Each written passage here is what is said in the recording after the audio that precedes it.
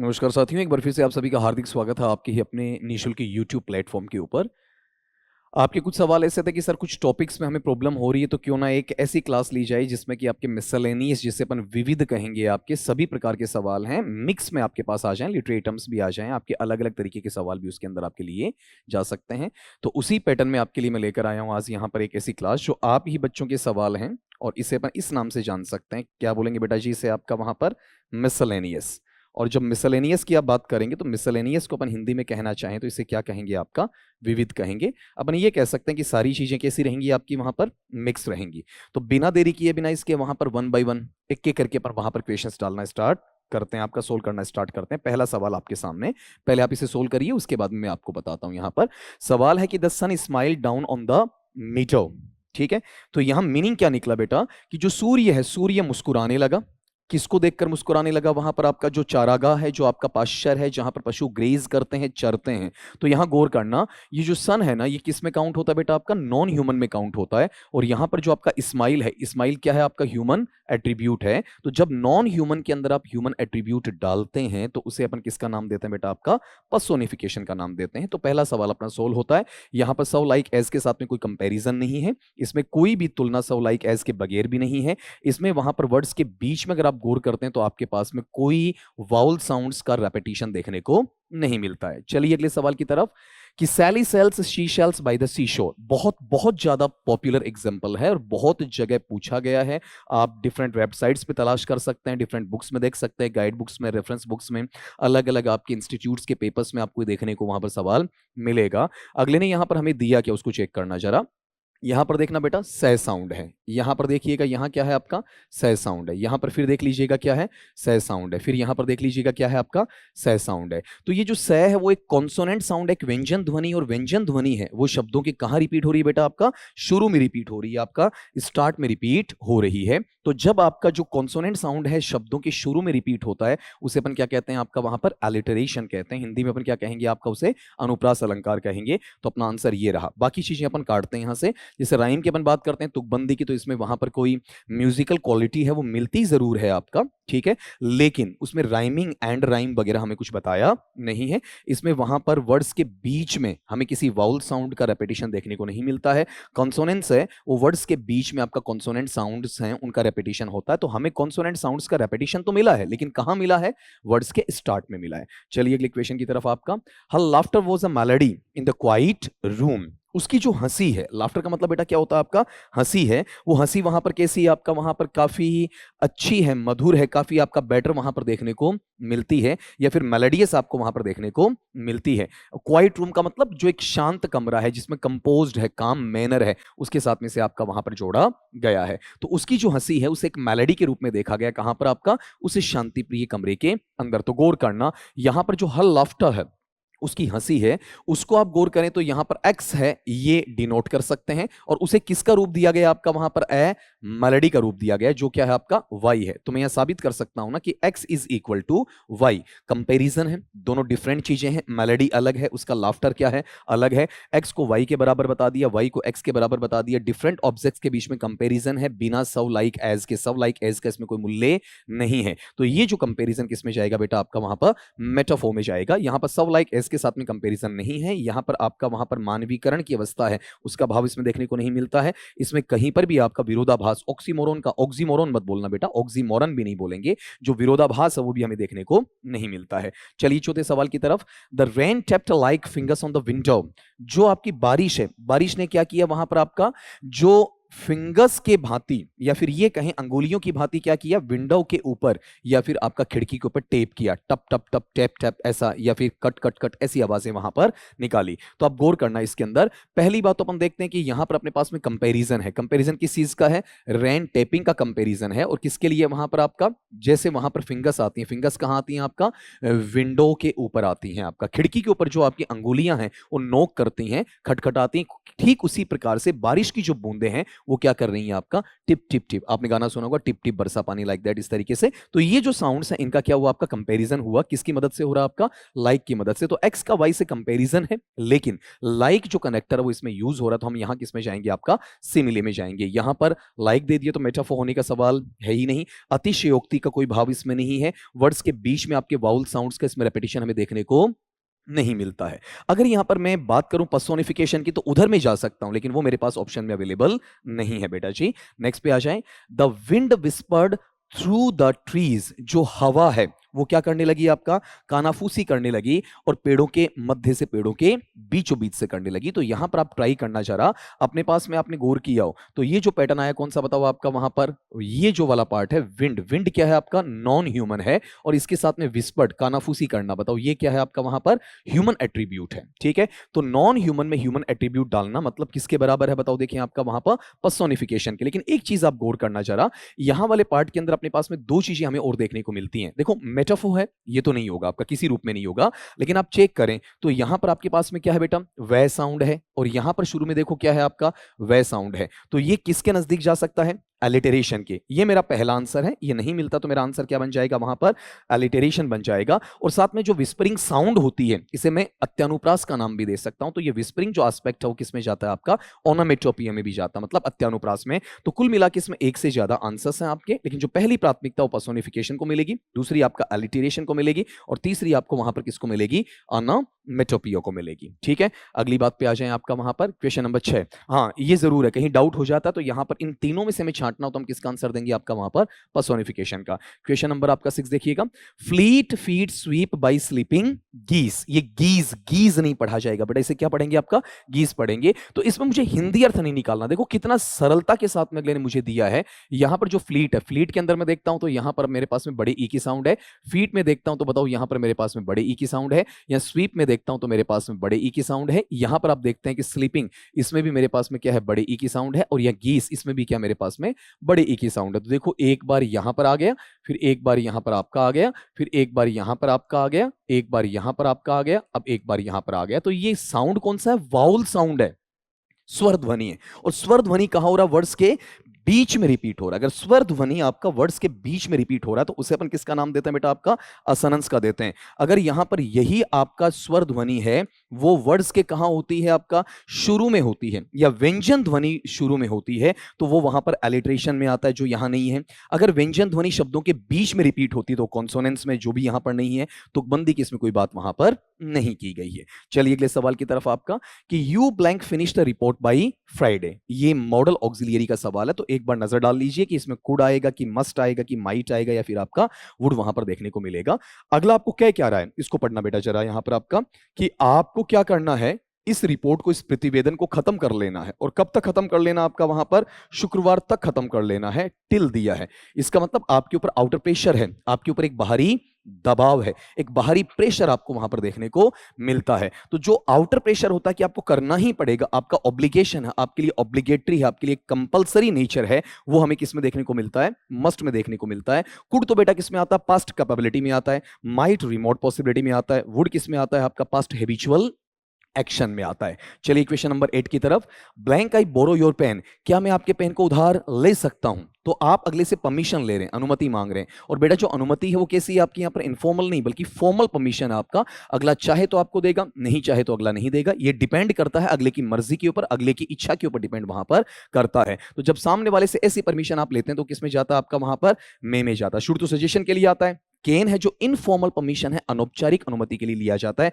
Will अपने simple futuristic वे के लिए लिया जा सकता है, या फिर आपके सिंपल प्रपोजल के लिए लिया जा सकता है आपका वहां पर। तो इनमें से ऐसा कुछ भी नहीं है, आपके पास में फॉर्मल परमिशन मांगी गई है और क्वेश्चन के अंदर मांगी गई तो अपन क्या बोलेंगे मैं। जैसे आपको कमरे के अंदर आना होता है तो मे आई कम इन बोलते हैं आपका, ठीक है। तो वो क्या आपका एक फॉर्मल परमिशन होती है। अगले पार्ट में आए question number 9, she blank be at the gym I saw her car there. वह लड़की हमारे हिसाब से वहां जिम में होगी क्योंकि हमने वहां उसकी कार खड़ी हुई देखी थी। कोई लड़का अकेला कह रहा है कि मैंने उसकी गाड़ी वहां देखी, तो लगता है कि वो जिम करने गई है, जिम्नेजियम में गई है आपका वहां पर, ठीक है। अपना जो भी एक्सरसाइज है ड्रिल है वो करने के लिए वहां पर गई होगी। तो यहां जो ये क्वेश्चन है इस क्वेश्चन के अंदर आपने एक लॉजिक दे दिया। कौन सा लॉजिक दे दिया? कि हमने उस लड़की की कार को वहां पर देखा, इसलिए कंफर्मेशन है। किस बात का कंफर्मेशन है? कि वह वहां पर होगी, पक्का होगी, 100% है, डैम श्योरिटी है। और डैम श्योरिटी हम किस में देते हैं बताओ? आपका मस्ट में देते हैं। आपका वहां पर कुड में पास्ट कैपेबिलिटी होती है, शैल है सिंपल फ्यूचरिस्टिक व्यू में है, माइट आपका रिमोट पॉसिबिलिटी में है। सवाल नंबर 10 का ब्रैकलैग।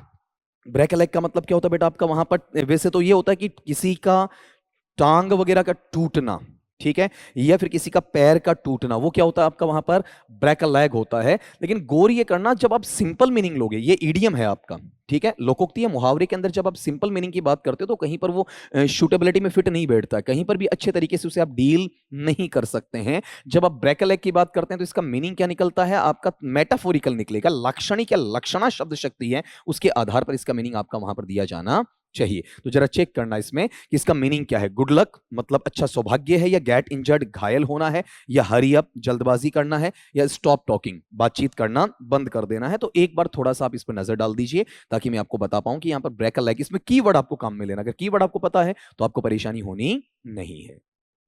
ये होगा बेटा जी आपने वहां पर। एक्चुअल में क्या होता है, कई बार कुछ गलत भी हो जाता है तो भी हम उसे क्या करते हैं? पॉजिटिव सोचते हैं, सकारात्मक सोचते हैं।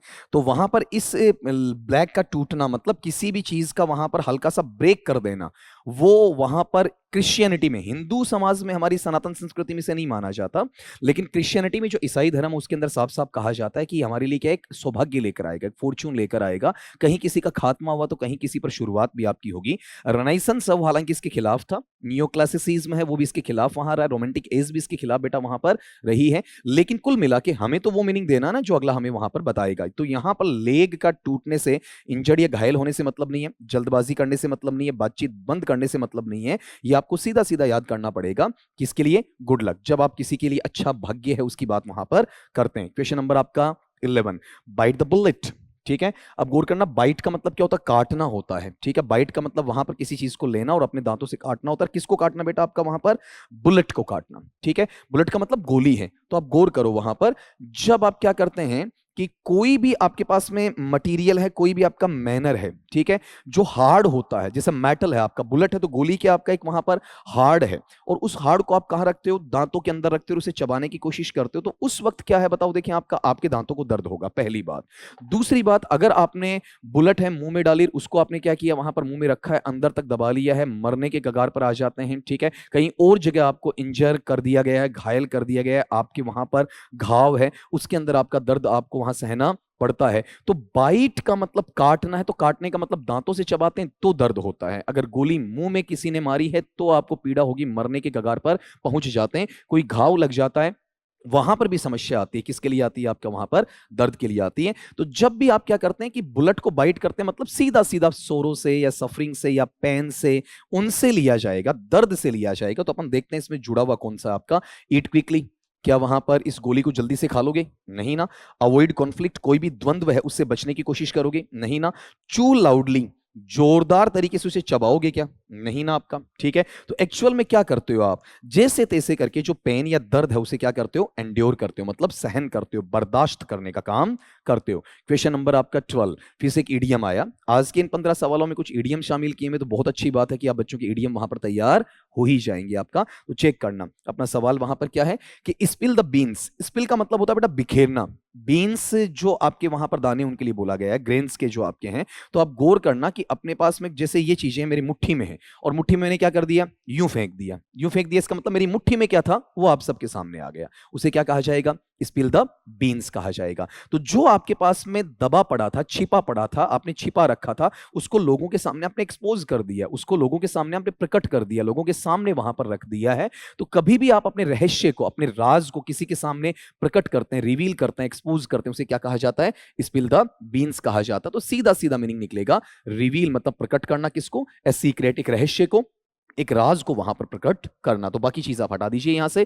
कुक डिनर, खाना बनाने की बात नहीं है। क्लीन अप, सफाई करने की बात नहीं है। वेस्ट मनी, पैसा बर्बाद करने की बात इसमें देखने को नहीं मिलेगी। अब ये बहुत ही आसान सवाल है, बहुत बार तुम लोगों को समझा चुका हूं बेटा आपका वहां पर कि ऐसा सवाल पूछने के चांसेस ज्यादा होते हैं। कुछ बच्चे ये कहते हैं कि सर आप हमें ये समझाएं कि इतना हल्का पेपर आएगा क्या?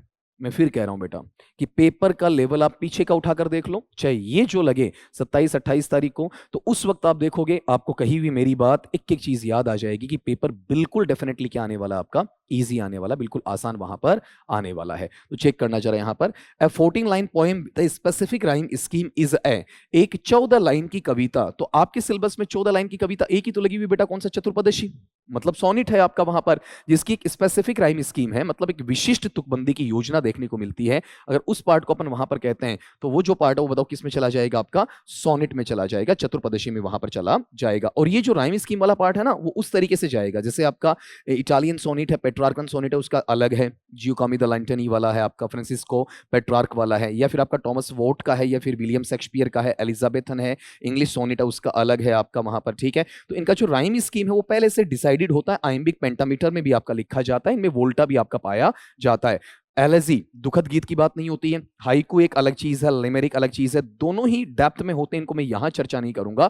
मार्च में जैसे आपका रीड क्लियर हो जाता तो मार्च में मैं जब सोनेट बताऊंगा तो उस वक्त हाइकू है उसकी बात भी मैं वहां पर करूंगा, लिमेरिक की बात भी वहां पर मैं आपके सामने करने वाला हूं, लेकिन यहां नहीं करूंगा। तो यहां सीधा सीधा है कि 14 लाइन की जो कविता है जिसकी एक स्पेसिफिक राइम स्कीम होती है, उसे अपन किसका नाम देते हैं बेटा, आपका वहां पर सोनेट का नाम देते हैं। Question number 14, A short fictional narrative is a, एक छोटा लघु कहें आपका, या फिर आप साइज के अंदर, या फिर आपके वहां पर वर्ड्स के अंदर या पेजेस के अंदर है, जो आपका फिक्शनल, फिक्शनल बोले तो काल्पनिक है, नैरेटिव का मतलब क्या है आपका, एक कहानी देखने को मिलता है। तो शॉर्ट जिसके कैरेक्टर्स कम होते हैं, ये आपकी प्री रीड में भी आपसे पूछा गया, जिसमें कैरेक्टर्स कम है आपके पास में, जिसमें लेंथ उसकी क्या है, कम है, वन सिटिंग के अंदर उसे अंजाम दिया जा सकता है, फिक्शनल होता है लेकिन शॉर्ट होता है, तो उसे अपन फैबल का नाम भी दे सकते हैं बेटा, और शॉर्ट स्टोरी का नाम भी वहां पर दे सकते हैं। ये ध्यान रखना, ये है, अगर ये नहीं मिले ना तो तुम्हें कंफ्यूज करने के लिए अगला एक वर्ड ये दे सकता पेपर में, कौन सा, फेबल वाला वर्ड वहां पर दे सकता। तो ये ड्रामा ये हट जाएगा, नॉवल ये हट जाएगा, एपिक हट जाएगा। ड्रामा का मतलब नाटक है, नॉवेल का मतलब उपन्यास है,